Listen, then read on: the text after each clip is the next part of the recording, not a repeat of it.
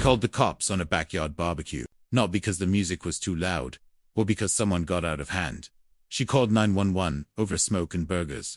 That single call wasn't just petty. It was a declaration. It was the moment the neighborhood's self-appointed ruler lit a fuse she couldn't control. And it's the reason this quiet block would never be the same. There's a certain magic about summer weekends. The sun hangs high, the air is heavy with the smell of grilled food, and the neighborhood seems to slow down just enough for people to enjoy a rare moment of peace. That's what I wanted when I decided to host a simple backyard barbecue. Nothing extravagant, just burgers, ribs, and a few close friends gathered around to laugh, eat, and shake off the stress of the week. But peace is something you don't get when Karen lives next door. She wasn't just any neighbor. She was the self-appointed enforcer of our HOA. The board had rules, sure, but Karen acted like she had written them herself. And in her eyes, every minor act of joy or expression of individuality was a violation that deserved punishment.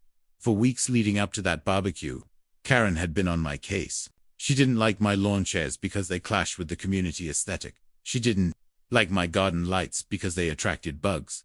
And when I parked my truck slightly crooked one evening, she left 3 notes on my windshield before I'd even woken up the next morning. It wasn't just me. Either Karen had targeted nearly everyone on the block at some point, but somehow, I always seemed to be her favorite project.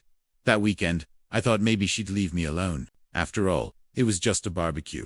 People grill food all the time. But as soon as I wheeled my smoker into the yard and lit the coals, I could feel her eyes on me from behind her blinds. Her curtains would twitch every time I stepped outside, and I could almost hear her muttering under her breath about smoke, noise, or some imaginary violation that she'd report to the board.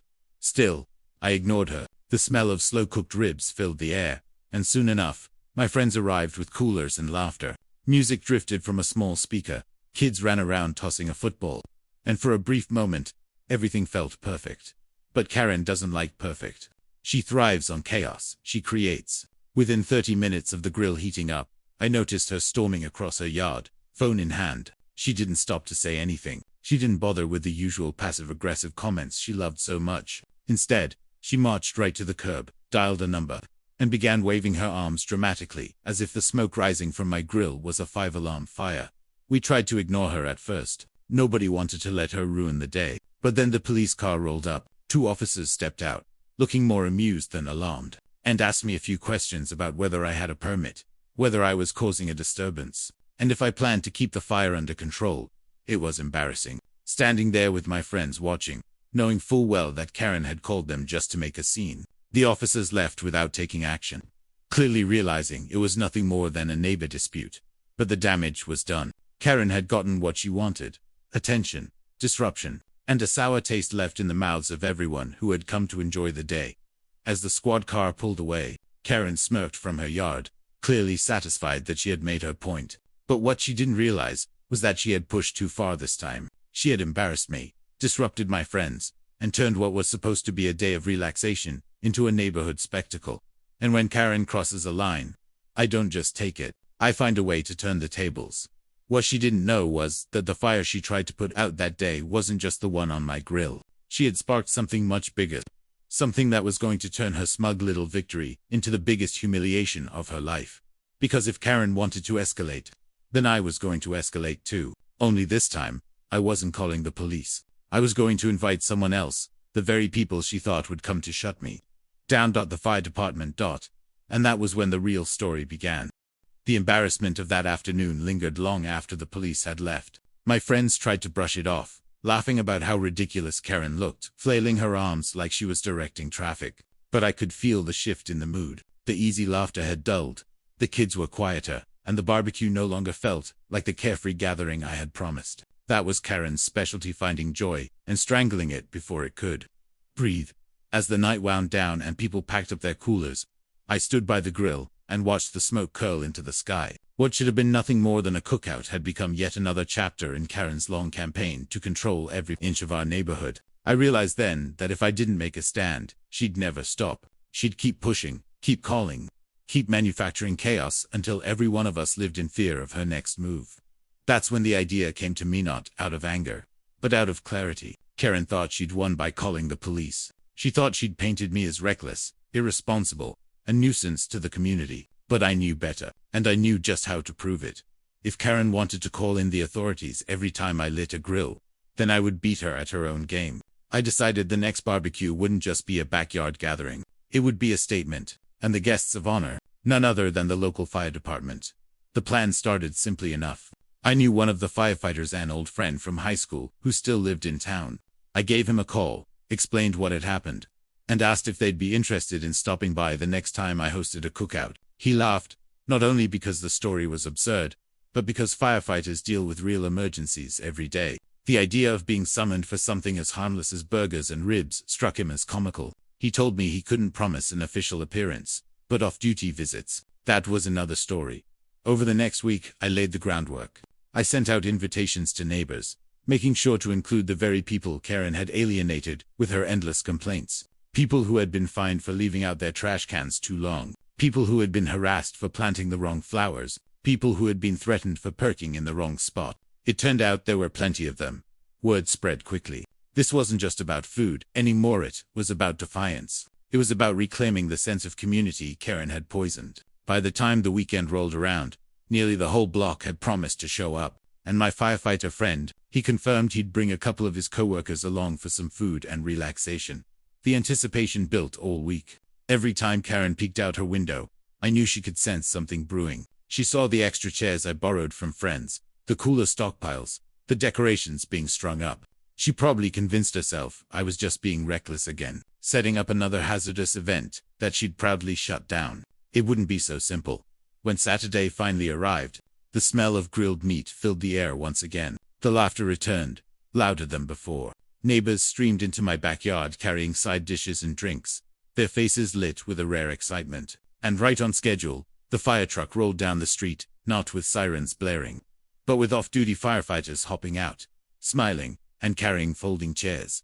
The sight was priceless. Karen had been watching from her porch, already clutching her phone like a weapon, but when she saw the uniforms, her face drained of color. She must have thought, just for a moment, that her call had been successful again, that she had once more summoned authority to crush me. But instead of marching over with citations, the firefighters walked straight into my backyard, grabbed a plate of ribs, and joined the fun. The neighborhood erupted. The cookout instantly transformed from a gathering into a block-wide celebration. Kids climbed on the fire truck, parked at the curb. Neighbors snapped pictures, and the firefighters told stories between bites of food. The air was filled with the sound of laughter, music, and clinking glasses. And Karen, she sat frozen on her porch, powerless. Her weapon had been turned against her. The very people she wanted to use to shame me were now eating burgers at my table, laughing at my jokes, and making her look like the fool she truly was. For the first time, I felt the tide shift. The neighborhood wasn't just tolerating Karen anymore. They were mocking her. She wasn't feared. She was ridiculed. And that shift was more powerful than any fine, any threat, or any phone call she could make. Of course, Karen wasn't finished. She never is. I could see the way she glared, her jaw tight, her eyes narrow. She was already plotting her next move, already calculating how to claw back control. But what she didn't realize was that this was only the beginning. Because once the neighborhood saw what life could be like without her shadow looming over every gathering, they weren't going to settle for less. And that meant the days of Karen's reign of terror were numbered. The cookout had gone from an afternoon event to a declaration of independence. And as the sun dipped behind the houses and the laughter carried into the night, I knew Karen was already planning her counterattack. What I didn't know was just how far she was willing to go on, how spectacularly it would backfire. So before we dive into Chapter 3, let me ask you, whose side are you on? Team Barbecue with me, or Team Karen with her phone and her endless complaints? If you're rooting for me and the firefighters, don't forget to hit that like button and subscribe so you don't miss the next chapter of this wild neighborhood war. Karen had been humiliated, and if there's one thing I've learned about her, it's that humiliation fuels obsession. The night of the firefighter cookout, she stayed on her porch long after the music faded and the last plate was cleared away. Even in the dim light, I could see her staring across the street, clutching a notepad like she was preparing for war. I knew then that she wasn't going to let this go. Karen never backs down. When her authority is challenged, she doubles down, and that's exactly what she did. The very next morning, emails started hitting the inboxes of every homeowner in the neighborhood. They came stamped with the HOA logo, but carried Karen's signature all over them. She accused me of violating fire safety codes, of hosting unauthorized public events, and even of endangering children with dangerous equipment. To her, my barbecue wasn't a neighborhood gathering. It was, as she called it, a reckless, unsanctioned festival.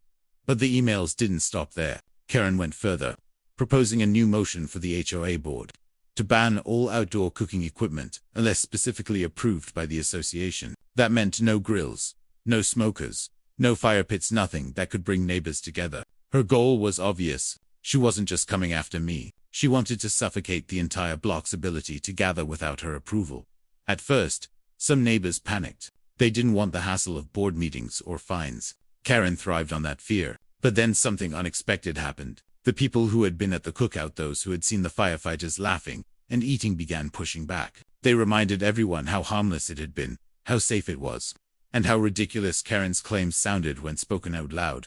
Still, Karen wasn't finished. She marched into the next HOA meeting with a binder thicker than a phone book, filled with printed photos of my backyard, notes scribbled in the margins, and highlighted sections of the community bus. She spoke for nearly an hour, demanding action, painting me as a threat to neighborhood safety. But here's the thing: Karen had overplayed her hand. She wasn't just targeting me anymore. Her proposal would affect everyone, even the families who grilled hot dogs on the weekends or roasted marshmallows with their kids. People who had stayed silent before suddenly realized Karen wasn't just being petty. She was trying to rewrite their way of life. One by one, they stood up in that meeting and spoke against her. Some brought up how the firefighters had clearly supported the event. Others reminded the board of Karen's long history of complaints, and how often her accusations had turned out baseless. The room, once silent in fear of her, grew louder with resistance. For the first time, Karen didn't have control. She left that meeting red-faced, her binder clutched tight against her chest, muttering about future legal action. But I wasn't celebrating just yet. I knew Karen's pride wouldn't let her stop there. If the board wouldn't side with her, she'd find another angle. And that angle came in the form of official complaints to the county fire marshal. She was escalating beyond the HOA, dragging in higher authorities in hopes that someone, somewhere, would shut me down. When I received a notice in the mail about a pending inspection, I knew Karen had pulled every string she could. She wasn't just trying to win an argument anymore. She wanted to destroy me financially, socially, and legally. But what Karen didn't know was that the firefighters had my back. Word of her complaint reached them, and they promised to be present when the inspection took place, not only to vouch for me, but to show Karen just how ridiculous her vendetta had become. The inspection date was set. Karen was ready, circling the block like a hawk, waiting for the officials to arrive, and when they did, she marched right up to them with her binder in hand, convinced this would be her ultimate victory. But instead of finding violations, instead of siding with her, the fire marshal listened to the firefighters, walked through my setup, and concluded everything was perfectly safe. Karen's dramatic accusations fell flat, her binder useless in the face of actual expertise. She had lost again. Only this time, it wasn't just a barbecue she had tried to destroy. She had dragged the entire community, the HOA, and even county officials into her crusade. And every step she took only made her look more unhinged. The neighborhood was starting to see the truth. Karen wasn't a protector. She wasn't enforcing rules for safety. She was just a bitter woman, desperate for control. And once that image of her settled into people's minds, it wasn't going to leave. So tell me, after everything you've heard so far, whose side are you on? Karen with her binder of fake rules, or me with a backyard full of ribs and firefighters? If you're standing with Team BBQ, hit that like button right now. And make sure you subscribe so you don't miss the next chapter of this wild battle. Chapter 4. The neighborhood turns. After the inspection debacle, Karen's grip on the neighborhood began to slip. For years, she had ruled with fear-threatening fines, reporting petty violations, and using the HOA as her personal army. But now, her power was cracking. Each failed attempt to take me down wasn't just embarrassing for her. It was proof to everyone else that Karen's authority was an illusion. But Karen wasn't the type to accept defeat. If she couldn't win through the HOA or the county, she would find another weapon. And this time, she chose public shaming. Flyers began appearing on doorsteps and taped to mailboxes. They were cheaply printed sheets of paper, each one covered with accusations about me. She claimed I was hosting illegal commercial events, charging admission, and bringing outsiders into the community. She painted me as a menace, someone ruining the peace and safety of the neighborhood. It would have been laughable if it wasn't so desperate. But Karen underestimated just how tired people were of her games. Instead of rallying support, The flyers had the opposite effect. Neighbors started gathering on sidewalks, laughing at her dramatic language, pointing out the spelling errors and contradictions. Parents who had brought their kids to the cookout tore the papers up in front of her, calling her out for lying. That was the moment the neighborhood began to truly shift. It wasn't just me against Karen anymore. It was everyone else, slowly realizing they had more power together than she ever had alone. The next weekend, something remarkable happened. Without any planning, families across the street set up their own grill. One by one, backyards lit up with charcoal and propane flames. Music floated through the air, the smell of burgers and hot dogs spread block by block, and laughter rose like a chorus. It was a rebellion disguised as a cookout, and it sent Karen into a frenzy. From her porch, she screamed about rules, waved her binder in the air, and threatened fines that no one cared about anymore. But the more noise she made, the less anyone listened. In fact, her outbursts became part of the entertainment. Kids laughed at her rants, adults rolled their eyes, and the once feared Karen became the neighborhood spectacle. Her desperation only grew. She began documenting everything with her phone, pacing the sidewalks, filming families who ignored her warnings. But those videos never made it into evidence or official complaints. They were shared online by amused neighbors, turning her into the subject of mockery beyond our community. Karen had tried to shame me, but she ended up shaming herself. Behind the scenes, the HOA board started to feel the pressure too. Complaints about Karen poured in, this time not about lawns or mailboxes, but about her harassment, her intimidation, and her abuse of power. For the first time in years, the board couldn't ignore what was happening. She was no longer their enforcer. She was their liability. Still, Karen clung to the illusion of power. She doubled down on her accusations, started showing up at people's doors, demanding they comply with rules that didn't even exist. Each knock at the door, each unwanted confrontation, only made her more isolated. And then came the breaking point. At the height of summer, I hosted one final barbecue, not just for friends or neighbors, but for everyone on the block. It was the largest gathering yet, and once again, the firefighters showed up to support. This time, though, they weren't alone. A local news crew had caught wind of the neighborhood drama and came to cover the story. Karen couldn't resist. She stormed into the middle of the cookout, binder in hand, shrieking about rules, about safety, about how the neighborhood was falling apart because of me. But the cameras caught every second. Her rant, her wild gestures, her red face, it was all broadcast for everyone to see. The next day, the footage went viral. Karen wasn't the neighborhood enforcer anymore. She was a meme, a punchline, a cautionary tale of control gone wrong. Her power was gone, and she knew it. But don't think for a second that Karen was ready to surrender. Humiliation only made her more dangerous. Because when someone like Karen realizes she's lost control of her neighbors, she doesn't quit. She looks for the next way to strike back, no matter how absurd, no matter how desperate, and her next move would push her past the point of no return. So tell me, if you were living on this block, would you join our neighborhood rebellion cookout? Or would you sit with Karen and her binder on that lonely porch? If you're on the side of community and good food, smash that like button and subscribe so you don't miss the fireworks in the next chapter. By now, Karen was isolated. The neighbors she once controlled laughed at her. The HOA board was tired of her complaints, and even county officials dismissed her endless reports. But humiliation can do strange things to people, and in Karen's case, it didn't calm her down. It broke something inside her. If she couldn't win by rules, by the HOA, or by calling in authorities, then she would win through intimidation. It began with small things. My trash cans, which I always placed neatly at the curb, were suddenly tipped over, lids missing. Packages delivered to my porch disappeared. At first, I chalked it up to chance. Maybe the wind knocked them over. Maybe porch pirates struck at the wrong house. But then the pattern became clear. Every incident happened on days when Karen had been watching.